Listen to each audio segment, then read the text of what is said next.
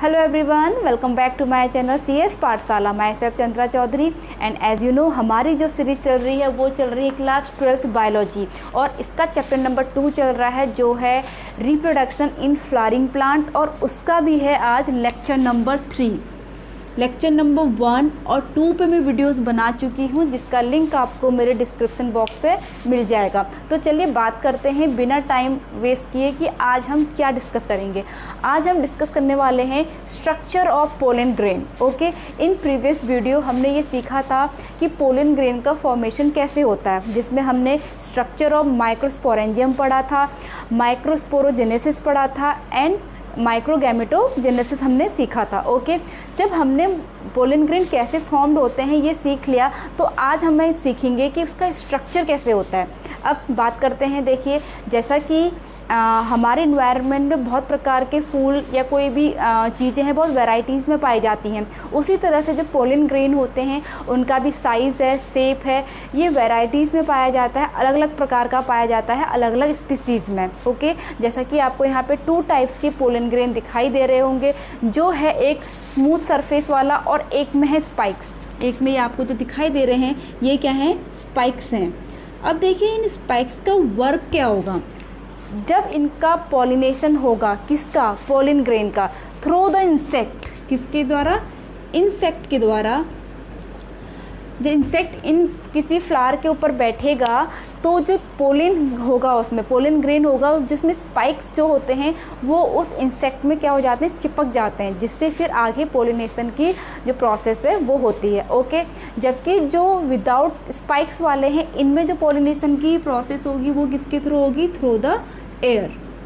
इसमें air as a pollination agent की तरह काम करेगा। ओके, तो ये अलग अलग वैरायटी की बात हो गई। चलिए अब बात करते हैं कि आपकी जो NCERT बुक है उसमें क्या क्या इसके फीचर्स दिए हैं। ठीक है, NCERT बुक्स बहुत ज़्यादा इम्पॉर्टेंट है, आप किसी भी कॉम्पिटिटिव एग्ज़ाम की तैयारी करो। तो सब पहला पॉइंट है, देखिए पहला पॉइंट हम डिस्कस करेंगे, pollen grain represent the male gametophytes. Okay, जो पोलन ग्रेन है वो मेल गैमेटोफाइट्स होता है। एज यू नो जो पोलन ग्रेन है कहाँ इसका फॉर्मेशन होता है, मेल रिप्रोडक्टिव ऑर्गन के अंदर होता है, जो क्या होता है आपके फ्लावर में जो स्टामेन होता है उसके अंदर पोलन ग्रेन का फॉर्मेशन होता है। स्टामेन के भी एंथर वाला जो पार्ट होता है उसके अंदर पोलन ग्रेन का फॉर्मेशन होता है, तो इसलिए इसे हम मेल गैमेटोफाइट्स कहते हैं। ओके, नेक्स्ट पॉइंट है हमारा, पोलन ग्रेन जर्नली स्फेरिकल। ठीक है, स्फेरिकल मतलब गोलाकार, about 25 to 50 micrometer in diameter. Okay, जिसका जो डायमीटर होता है वो 25 to 50 माइक्रोमीटर होता है। जैसे आपका ये पोलन ग्रेन है और उसका डायमीटर कितना होगा, 25 to 50 micrometer. Clear. Now moving ahead, हमारा थर्ड पॉइंट देखिए यहाँ पर थर्ड पॉइंट क्या है, it has 2 layer, exine and intine. Exine outer layer है जबकि इंटाइन इनर लेयर है। इस पॉइंट से हम अगर मैं आपको ड्रॉ भी साथ सामने बनाते रहूँ तो आप लोगों को और अच्छे से क्लियर होगा। ठीक है, तो यहाँ पर पहले मैं एक लेयर बना लेती हूँ जिसका नाम मैंने दे दिया एक्साइन।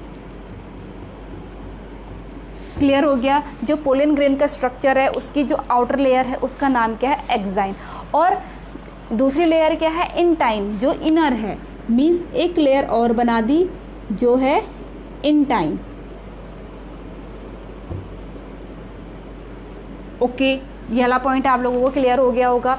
ओके, नेक्स्ट है देखिए, exine made up of sporopollenin. ये बहुत इंपॉर्टेंट है, very very important.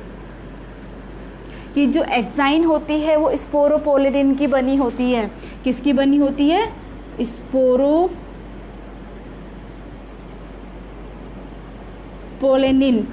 Clear. Now अब स्पोरोपोलेनिन जिसकी बनी होती है उसके बारे में थोड़ा हम सीख लेते हैं। क्या है ये, देखिए जो मैंने ग्रीन कलर में लिखा इसको हाईलाइट किया हुआ है, मोस्ट रेसिस्टेंस। ये मोस्ट रेसिस्टेंट है किसके प्रति, देखो high temperature, acid, alkali. Means इस पे ना ही हाई टेम्परेचर का कोई इफ़ेक्ट होगा, ना ही एसिड का कोई इफ़ेक्ट होगा, ना ही एल्कली का इफ़ेक्ट होगा। और दूसरा, can not be degraded by enzymes. Enzyme से भी इसको कोई फ़र्क नहीं पड़ेगा। नेक्स्ट, फिर इसका है due to this pollen grain preserve as microfossils, क्योंकि ये इतना ज़्यादा रेसिस्टिविटी इसमें पाई जाती है कि इसमें ना टेम्परेचर का फ़र्क पड़ रहा है, ना एसिड का, ना एंजाइम का, ना एल्कली का। इस तरह से जो पोलन ग्रेन है उसको बहुत सालों तक प्रिजर्व करके रखा जा सकता है एज अ माइक्रोफॉसिल्स। अब माइक्रो वर्ड क्यों लिखा है, क्योंकि बहुत छोटा है, ठीक है, और फॉसिल्स आपको पता ही है कि क्या होते हैं।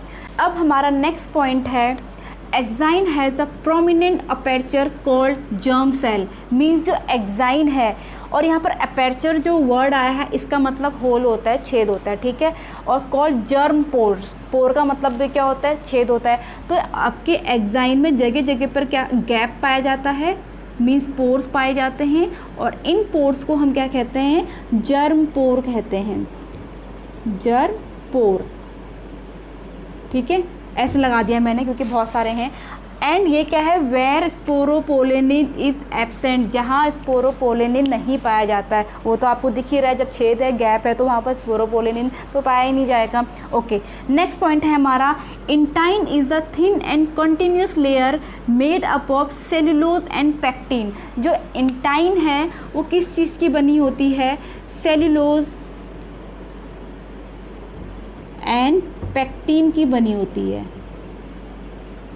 क्लियर? तो आई होप आपको ये ड्रॉ समझ में आ गया होगा कि आपके जो पोलन ग्रेन है उसमें 2 आपके लेयर्स पाई जाती हैं, एक्साइन, इंटाइन, और जो एक्साइन है वो स्पोरोपोलेनिन से बना होता है, और इसमें आपकी जगह जगह पर गैप होते हैं जहाँ पर स्पोरोपोलेनिन एब्सेंट होता है। इन गैप्स को हम जर्म पोर्स कहते हैं, और जो इंटाइन है वो सेलुलोज और पैक्टिन का बना होता है।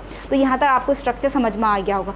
थोड़ा सा हम इसको आगे और डिस्कस कर लेते हैं कि आफ्टर पॉलिनेशन जब ये पहुँच जाता है फीमेल रिप्रोडक्टिव ऑर्गन के पास तब क्या होता है, ठीक है। तो यहाँ पर मैं फीमेल रिप्रोडक्टिव ऑर्गन का एक ड्रॉ बना देती हूँ। इसको हम क्या कहते हैं, स्टिग्मा, और इस फिलामेंट को क्या कहते हैं, जो ओवरी से कनेक्ट करता है, स्टाइल। ये हमारा स्टिग्मा है,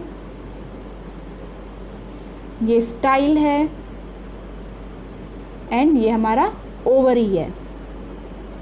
ओके, तो आपके जब आफ्टर पॉलिनेशन जो पोलन ग्रेन है कहाँ पहुँचते हैं, स्टिग्मा में पहुँचते हैं।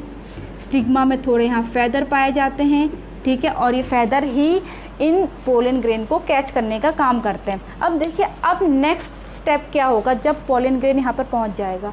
तो सबसे पहले जो स्टिग्मा है ना, वो इसको रिकग्नाइज़ करेगा कि ये अपनी ही स्पीसीज़ का पोलन ग्रेन है या नहीं, ठीक है। पहला स्टेप क्या होगा, रिकग्नाइज़ करेगा, पहचानेगा कि हमारी पोलन ग्रेन का हमारी स्पीसीज़ का पोलन ग्रेन है या नहीं। ओके, जब रिकग्नाइज़ कर लिया कि सपोज ये हाँ हमारी स्पीसीज़ का है, फिर क्या होगा, तो जो स्टिग्मा है यहाँ से एक फ्लूइड सेक्रेट होगा, ठीक है, जिसे हम स्टिग्मेटिक फ्लूइड कहते हैं।